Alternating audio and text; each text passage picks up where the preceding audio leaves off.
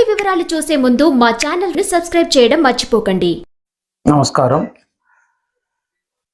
రాజకీయంలో రావాలనుకునేవారు, రాజకీయ రంగంలో పెద్ద స్థాయిలోకి వెళ్ళాలనుకునేవారు ముఖ్యంగా మీ జన్మ జాతకంలో ఎలా ఉండాలి అది మీరు తెలుసుకోవాలి. చాలామంది ఈ రాజకీయ రంగంలో ఉంటుంటారు. కొంతమంది ఎన్ని రోజులు రాజకీయాల్లో ప్రజల మందు బ్రతుకుతున్నా కూడా, ప్రజలకు సేవ చేస్తున్నా కూడా, పార్టీలో సేవ చేసినా కూడా వారికి తగిన గుర్తింపు అనేది ఉండదన్నమాట. మరి రాజకీయంలో రావాలి అంటే, రాజకీయంలో పెద్ద స్థాయిలోకి వెళ్ళాలి అంటే మీ జన్మ జాతకంలో ఎలా ఉండాలనేది మీరు తెలుసుకోవాలి.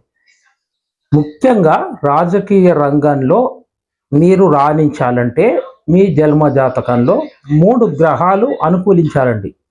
3 గ్రహాల్లో ముఖ్యంగా రవి గ్రహము, రెండవది శని, మూడవది రాహువు. మీ జన్మజాతకంలో రవి, శని, రాహువు ఇవి మీకు రాజకీయంలో మీరు ఉండడమా పై స్థాయిలోకి వెళ్ళడము జరుగుతుంది. మీకు ఉదాహరణకు చెప్తాను. రవి ఇచ్చేది ఎలా ఉంటుందంటే, ఇప్పుడు ఇందిరాగాంధీ చనిపోయిన తర్వాత రాజీవ్ గాంధీకి సడన్గా ప్రధానమంత్రి వెళ్ళిపోయారు, వాళ్ళని కూర్చోబెట్టారు. అంటే రవి అంత పెద్ద అథారిటీ అనేది రవి ఇచ్చేదన్నమాట. అంటే వంశపారంపరంగా వచ్చేదాన్ని ఇలా ఇస్తుందన్నమాట రవి ఇచ్చేది. అంటే రవి బాగా ఉంది మీ జన్మజాతకంలో అంటే అలా ఉంటుందన్నమాట. ఇక రెండవది శని ఇచ్చేది ఎలా ఉంటుందంటే, ఎన్టీ రామారావు గారు పార్టీ పెట్టిన 9 నెలల తర్వాత ముఖ్యమంత్రి అయ్యారు. అంటే ఒక మాస్ లీడర్గా ఎదగడం అనేది శనిస్తుంది. ఎన్టీ రామారావు గారు, కేసీఆర్ గారు, రేవంత్ రెడ్డి వీరందరూ కూడా పార్టీలో బాగా పనిచేసి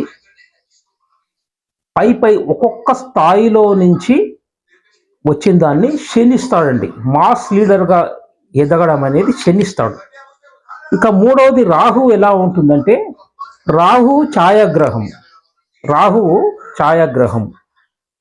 అంటే మన మన్మోహన్ సింగ్ గారు, ఆయన ఒక ఎకనామిస్టు, వరల్డ్ బ్యాంక్లో పనిచేశారు. ఆయన అవన్నీ పదవులు చేసిన తర్వాత సడన్గా ప్రధానమంత్రి పదవిలో చేశారండి. అలాగే రాహువు సడన్గా ఇస్తాడండి ఇలాంటివన్నీ. అందుకే మీ జన్మజాతకంలో రవి బాగున్నాడా, మరి శని ఎలా ఉన్నాడు, రాహు ఎలా ఉన్నాడు అది చూడాలన్నమాట. రవి ఇస్తే సడన్గానే వస్తాయి. అంటే వంశపారంపరంగా వచ్చేవి రాజకీయాల్లో మీరు బాగా రాణిస్తారండి. శని బాగున్నాడు మీ జన్మజాతకంలో అంటే మీరు అంచెలుగా ప్రజలకు సేవ చేస్తూ పార్టీలో పేరు ప్రఖ్యాతలు వస్తూ పై స్థాయిలోకి వచ్చి ఒక పెద్ద స్థాయిలోకి రాజకీయాల్లో మీరు రాణిస్తారు, మాస్ లీడర్గా ఎదుగుతారు. ఇక రాహు ఇచ్చేది మీ వేరే ఉద్యోగం వ్యాపారం చేస్తున్నా అందులో నుంచి సడన్గా రాజకీయంలోకి వచ్చి ఒక పెద్ద స్థాయిలోకి రావడం అంటూ జరిగే. రాహు ఇచ్చేది ఎలా ఉంటుందంటే, మీకు శక్తి సామర్థ్యాలున్నా లేకున్నా రాహు ఒక మాయలాగా చేసేస్తారు. అంటే మన్మోహన్ సింగ్ గారు 10 సంవత్సరాలు ప్రధానమంత్రిగా చేశారు. అంటే రాహువు పీరియడ్లోనే వారు ప్రధానమంత్రి అయ్యారండి. అందుకే రాహువు కూడా చాలా ముఖ్య పాత్ర వహిస్తారు. ఈ 3 గ్రహాలు కాకుండా 4వ గ్రహం కూడా మీకు రాజకీయ జీవితం ఇస్తాడండి. ఎవరంటే చంద్రుడు లోకల్ పాలిటిక్స్లో మీరు బాగా ఎదగడానికి పనిచేస్తారు. అంటే పల్లెల్లో గ్రామ పంచాయతీ మెంబర్ గాను, సర్పంచ్ గాను, ఇక కార్పొరేషన్లో ఒక కార్పొరేటర్ గాను, ఒక చైర్మన్ గాను కావాలంటే చంద్రుడు ఇస్తాడండి. చంద్రుడు బాగున్నట్లయితే మీరు లోకల్ పాలిటిక్స్లో మంచి స్థాయిలోకి వస్తారు రాజకీయంలో. అంటే క్షేత్రస్థాయిలో రాజకీయంలో రావాలనుకునేవాడు క్షేత్రస్థాయిలో లోకల్ లీడర్గా మీరు బాగా రావడానికి చంద్రుడు ఉపయోగపడతాడు.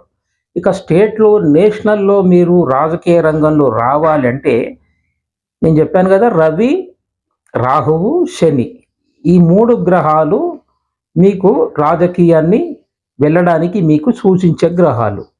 రవి బాగున్నాడా, మరి శని ఎలా ఉన్నాడు, రాహు ఎలా ఉన్నాడు అనేది మీ జన్మ జాతకాన్ని చూసుకోవాలి మీరు.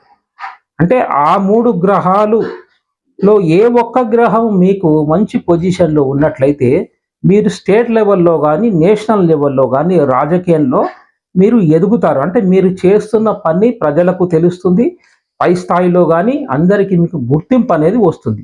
రాజకీయంలో శని బాగున్నట్లయితే కూడా సినిమా రంగం నుంచి వచ్చినటువంటి చిరంజీవి కూడా సొంతంగా పార్టీ పెట్టి కొన్ని రోజులు పార్టీ నడిపిన తర్వాత కూడా ఆయన కూడా మంత్రి పదవి అలంకరించారు. అలాగే చిరంజీవి గారు అయినా ఎన్టీఆర్ కానీ కేసీఆర్ కానీ రేవంత్ రెడ్డి కానీ వీరందరూ కూడా మాస్ లీడర్గా ఎదిగారు అంటే శని ప్రభావం అండి.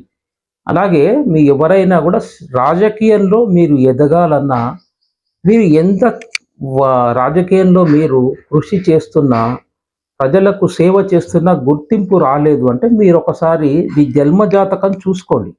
జన్మజాతకం చూసుకొని ఇవి ఏవైనా బాగున్నాయా, ఇవేమైనా మీకు సపోర్ట్ చేస్తున్నాయా, మంచి పొజిషన్లో ఉన్నాయా చూసి మీరు చేస్తే మీరు చేసిన దానికి ఫలితం ఉంటుంది. అంటే మీకు మీ జన్మజాతకంలో రవి, శని, రాహువు మీ రాజకీయాల్లో మంచి ఎక్సలెంట్ పొజిషను, మీకు పదవులు కూడా ఇస్తాయండి. అందుకే మీ జన్మజాతకం పరిశీలించుకోండి. చేసుకున్న తర్వాత మీరు ఏ వర్క్ చేసినా అందులో సేవ చేసినా కూడా మీకు అభివృద్ధి అనేది జరుగుతుంది, మీరు రాజకీయాల్లో రాణిస్తారు.